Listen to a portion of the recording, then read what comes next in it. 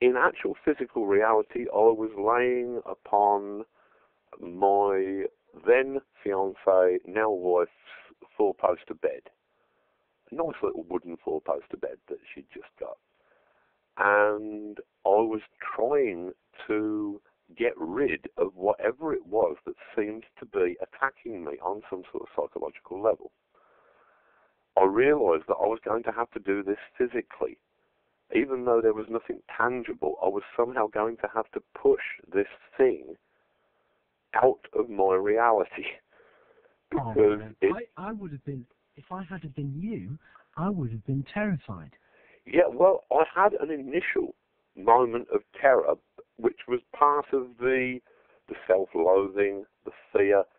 Once I'd thought the word demon, yes, all of those fears washed over me, but I decided the only way to deal with it was to behave sternly.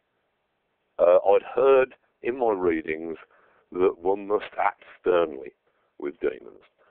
So I tried to push this thing out of our reality.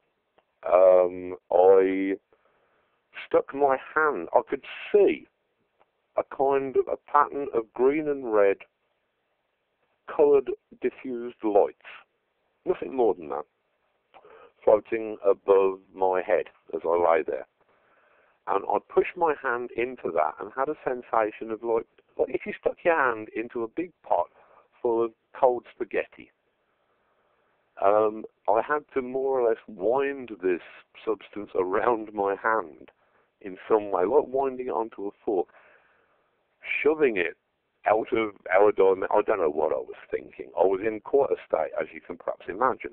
And you could see these sort of colours, so you this glittering lights. I could, whether I was perceiving it with an inner eye, yes, I must have been. I'm not saying that there were glittering lights in the room that anybody else could have seen. No, that would be ridiculous. I'm just telling you about what I was experiencing. And I pushed this thing away. It was a tremendous physical effort. I'd got one hand holding the bedpost. I think this was the point at which Melinda came into the room, and the whole bed was shaking with the muscular effort that I was trying to exert to push this thing out of our space-time continuum, or whatever I was thinking. This seemed to work. It seemed to suddenly be gone.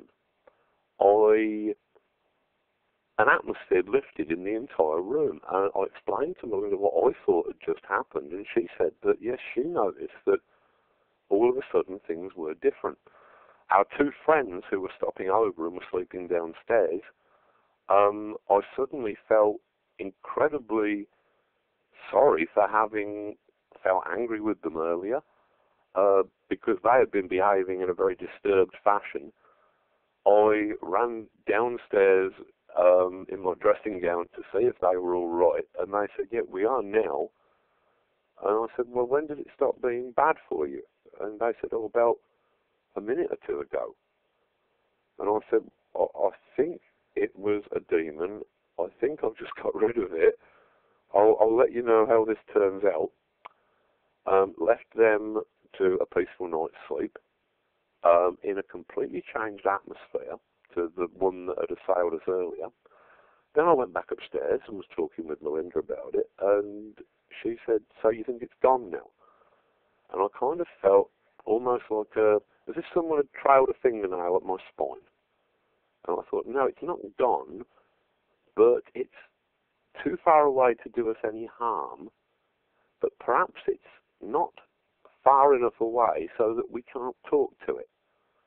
And I thought this would be a good opportunity to actually learn something, at least about how my own mind works. Right. Did you talk to it? Yes. It's Kerrang Radio, so like before, my name's Margerrison. Welcome to the show. We're right in the middle of the conversation with Alan Moore, okay? And he is a well-known comic book writer. And he's telling us the twisted true story of how he came into direct contact with a demon. He literally fought with it and projected it from this realm into the netherworld. And now, Alan, you're about to start talking to this demon. Now it's a safe distance away.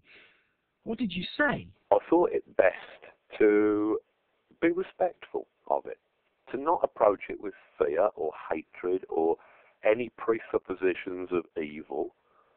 I thought I'd try and talk to it the same as I'd try and talk to anybody, on its own level, basically. And so I said, you are a fine... I said this out loud in a room where there was just Melinda present. I said, you are a fine and mysterious creature. What might you be exactly?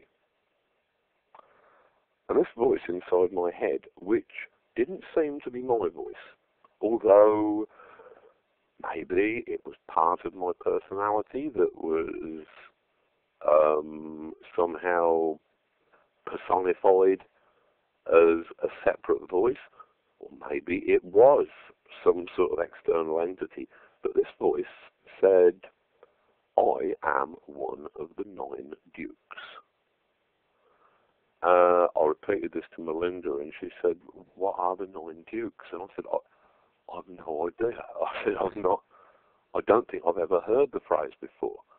I think that it might mean the 9 dukes of hell, or 9 infernal dukes, or something like that. Right. I don't know. I'm just passing on what it's just said to me. And I said, okay, which one are you?